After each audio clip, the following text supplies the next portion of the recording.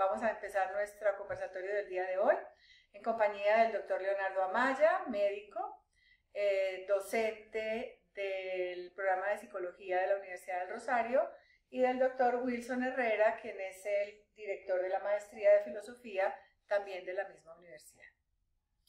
Yo quiero hoy plantearles una inquietud puntual que tenemos los psicólogos, y es que en nuestro ejercicio profesional continuamente estamos enfrentándonos a dilemas éticos, ¿sí?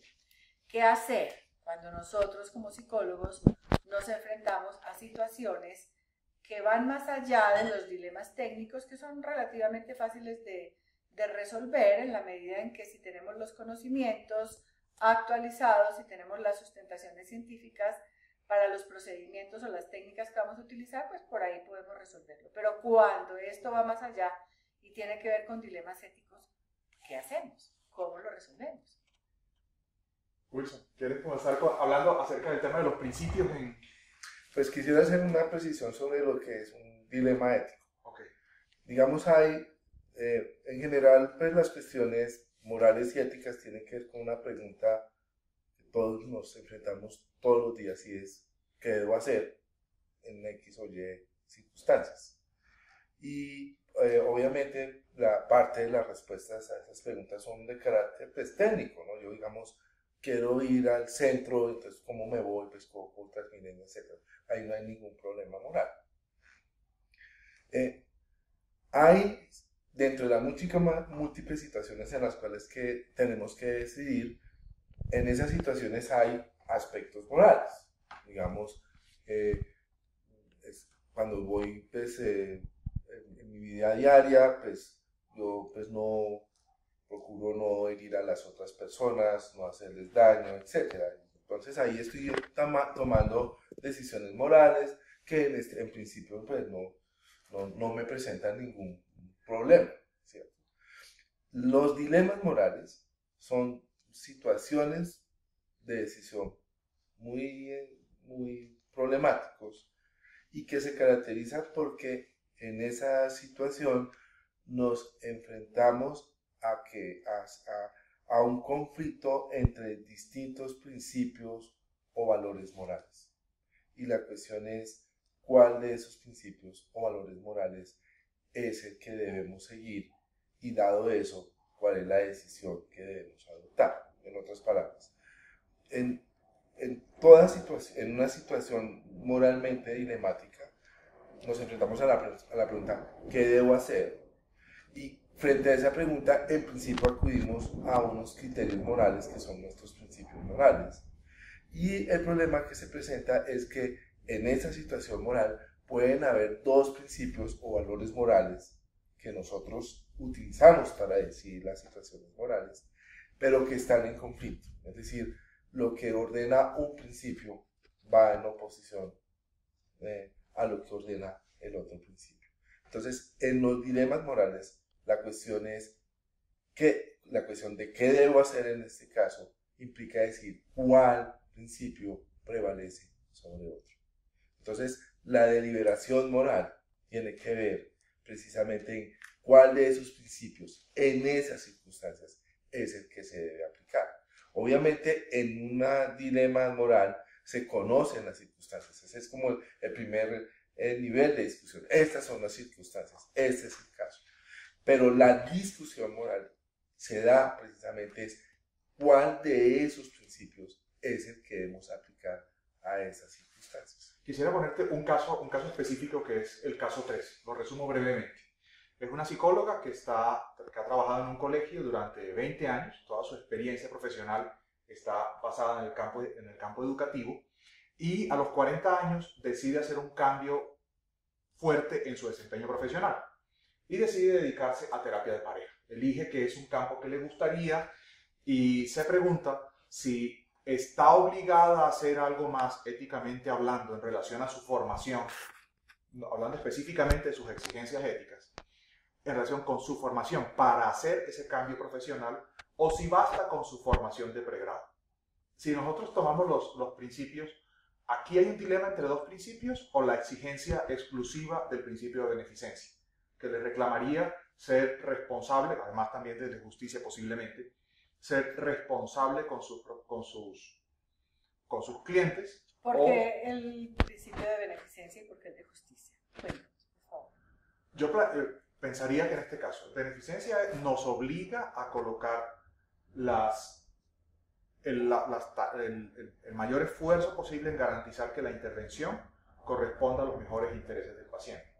Pero lo cual indicaría entonces que tiene que haber una suficiente competencia en ese campo profesional, en esa área específica, ese tema específico. Que le permita ofrecerle al cliente los beneficios de la psicología, pero también la justicia, porque uno establece un acuerdo de intervención con el paciente en el cual uno le va a ofrecer a la persona los mejores beneficios de la psicología como un todo. Así uno no se lo diga, o sea, el consultante viene confiado en que uno es la persona ideal, el profesional ideal, idóneo, para resolverle ese problema o esa inquietud que tiene. Sí.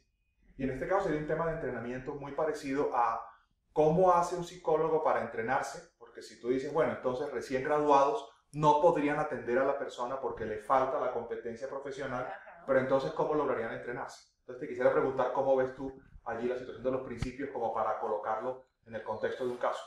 Digamos, en la situación que usted plantea, es una situación interesante, pero no se ve claramente como un dilema moral, porque aquí es importante, ¿qué es lo propiamente moral en este caso?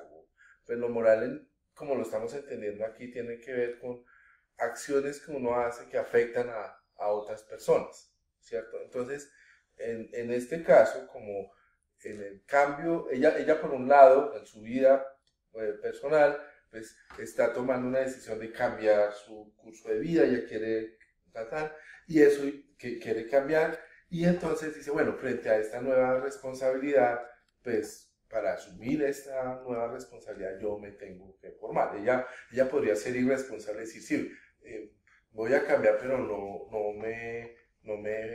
hago el esfuerzo por capacitarme. Entonces, frente a esa, digamos, nueva función, no está lo suficientemente preparada y en ese caso estaría fallando éticamente porque no está teniendo en cuenta de que si no se forma apropiadamente no va a poder cuidar bien de esa persona a la cual va a tratar, y aquí entonces no está teniendo en cuenta los intereses de esa persona afectada.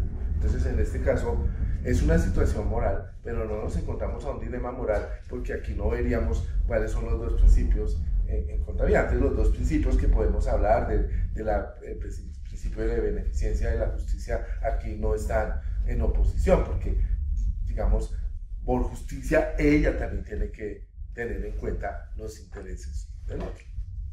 Entonces, en ese caso no habría un dilema moral como tal. Es decir, que puede haber exigencias, no estoy de acuerdo, es que hay exigencias exclusivas de un principio y es una situación moral y no necesariamente todas las situaciones incluyen un dilema en que se oponen dos principios.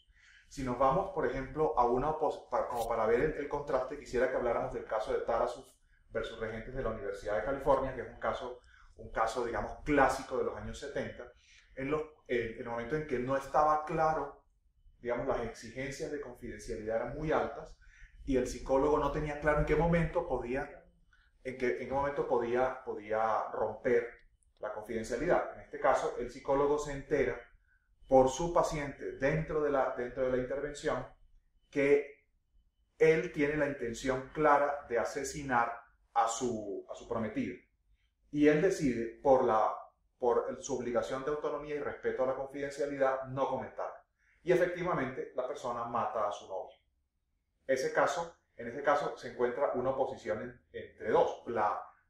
Se encontraría al menos entre dos. La beneficencia de un tercero involucrado no directamente en la atención y el respeto a la autonomía del cliente.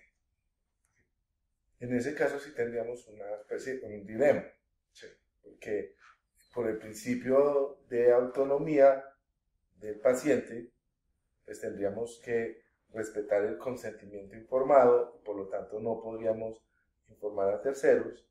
Y por el otro lado tenemos aquí otro principio, usted mencionó el de beneficencia, yo también diría que es de justicia, porque hay un tercero que puede ser afectado y frente al cual aquí el profesional tendría que tener en cuenta, porque es alguien que puede ser afectado por lo que haga su paciente.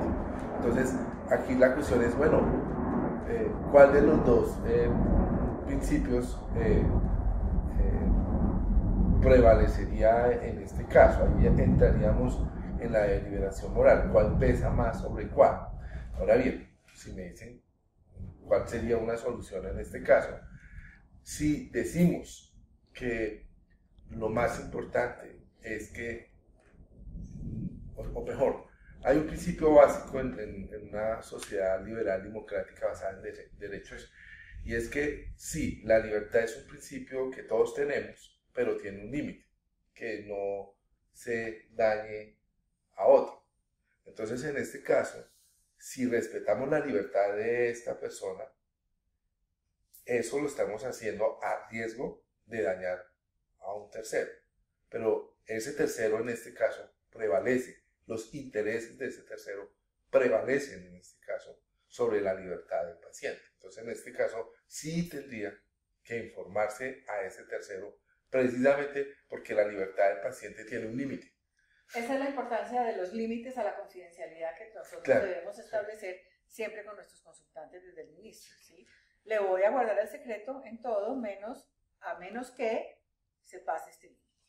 Es que ahí hay que pensar en el futuro, es decir, no puede ser una falta previa. Es que lo que usted señala es muy importante. Una cosa que es importante en los derechos, en estos dilemas que ilustran, y por lo cual es muy interesante analizarlos, es trágico vivirlos, pero es interesante analizarlos, es que muestra que los principios y los derechos no son absolutos. Ajá. Que, digamos, unos principios con otros están al mismo tiempo en tensión, pero también se limitan unos con otros.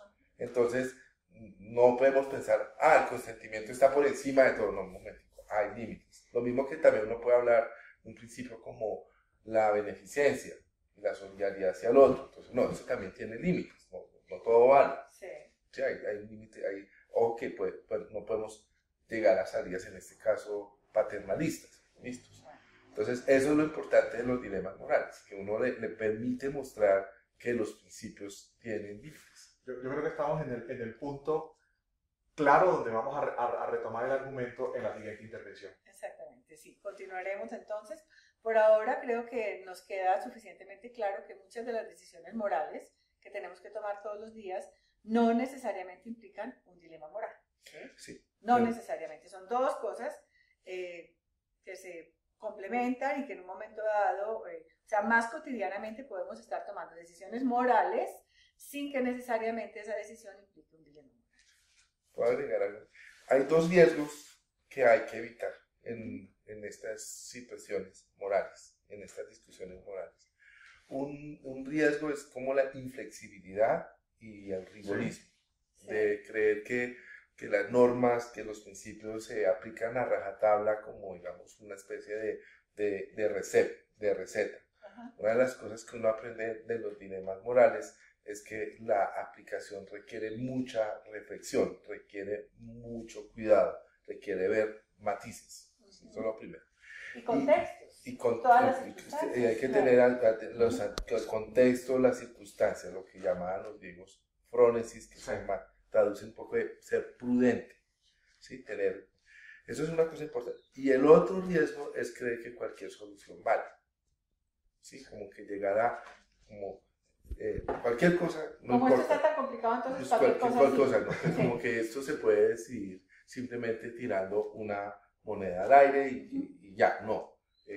Precisamente porque están principios, lo que pasa es que en estas situaciones hay en juego principios que nosotros no podemos desconocer, o sea, que cualquier persona razonable las aceptaría. Y lo que exige la deliberación moral, que es fundamental, es que se tiene que poder justificar la decisión, así sea muy compleja. Exacto. Que el presupuesto que hay en entrada aquí es que la solución que acojamos tiene que ser justificable, no solamente ante uno mismo, sino ante todas las personas involucradas. Y ante la sociedad. Y ante la sociedad, por supuesto. Ok. Muchísimas gracias. Entonces, continuaremos en un siguiente episodio.